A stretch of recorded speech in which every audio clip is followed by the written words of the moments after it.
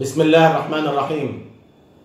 من عاصمة العروبة والعروبيين، من سيدة العواصم بيروت، بدنا نوجه تحية عز ووفاء لأهلنا بهيدي المدينة الصامدة، وبدنا نقول لهم إنه الموقف اللي صدر من يومين عن أحد من النواب المفروض إنه يمثلهم واللي أبدى دعمه لدور ما سمي بالمقاومة في جنود عرسان لمحاربة الإرهاب هو موقف لا يمثل لا بيروت ولا يمثل شرفاء بيروت. هو عم يدعم حزب الله. عن أي إرهاب عم تحكي أنت يا محمد أباني؟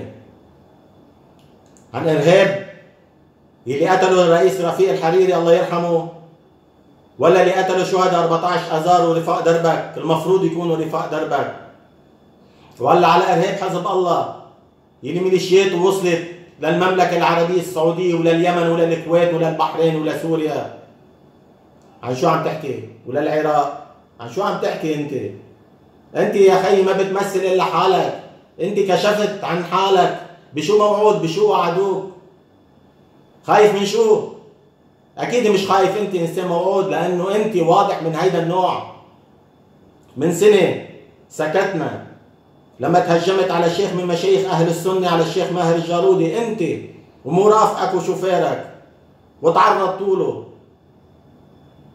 بس اليوم ما حنسكت، لأن اليوم مفصلة، وهيدي التمثيلية اللي عم تصير بجرود عرسال بين تنظيمين إرهابيين، بين صفقة إيرانية قطرية هي فحواها إنه يقووا نفوذ حزب الله بلبنان ويزيد تسلطه علينا ويزيد تكبر علينا.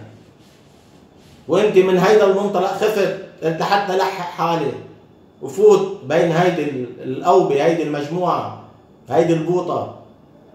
بس اسمح لنا نقول لك انه بيروت اللي انت فرضت عليها انك تمثلها رأى تاريخها مزبوط، بعمرها ما ركعت. ربت العدو الصهيوني، ركعت اكبر ناس، ركعت الاعداء. عم نخسر نحن معارك بس ما بنخسر حروب. كرامتنا مرفوعة، ما تعودنا الاستسلام. هيدي بيروت جمال عبد الناصر ورفيق الحريري وكمال جملاط بعمرها ما ركعت، بعمرها ما استسلمت. اسمح لنا انت وغيرك. هيدا المنشد علي بركات، منشد حزب الله اللي هلا انت عم تدعمه، سمعتوا لما قال عم نمسح، بدنا نمسح بعمامات علماء اهل السنه الارض، ولا ما سمعتوا؟ سمعتوا لما هدد نواب زملاء لك، ولا ما سمعتوا؟ هيدا بيمثل مين؟ هيدا اللي انت عم تدعمه؟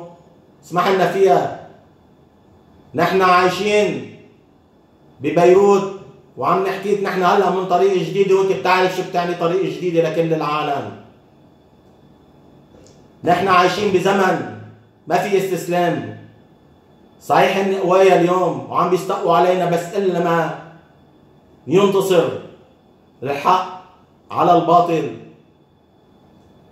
الملك سلمان بن عبد العزيز ملك الحزم هو رايتنا وهو مرجعيتنا وهو قائدنا اليوم. هيدا الملك يلي ابواق حزب الله واعلامهم عم يتهجموا عليه وعلى ولي عهده وعلى ابنه، يلي ابواق حزب الله عم يتهجموا يوميا على دولة الامارات العربية المتحدة وعلى البحرين وعلى جمهورية مصر العربية. هدول انت اللي اليوم عم تقعد تدعمهم وعم تعلن دعما، لان انت ما بتمثلنا. بدنا نطالب من الرئيس، نطلب من الرئيس سعد الحريري ياخذ موقف حازم وحاسم من هيدا الموضوع. نحن بنشكر تيار المستقبل اللي عطى بيان واضح بالنسبة للي يصير بجرود عرسال وكأنه رد عليك، بس هيدا ما بكفينا، ما بيشفينا غليلنا. بدنا موقف حازم وحاسم لحتى لا انت ولا امثالك يتجرأوا مرة ثانية ويغيروا وجهة بيروت ويغيروا هوية بيروت الحقيقية. والسلام عليكم.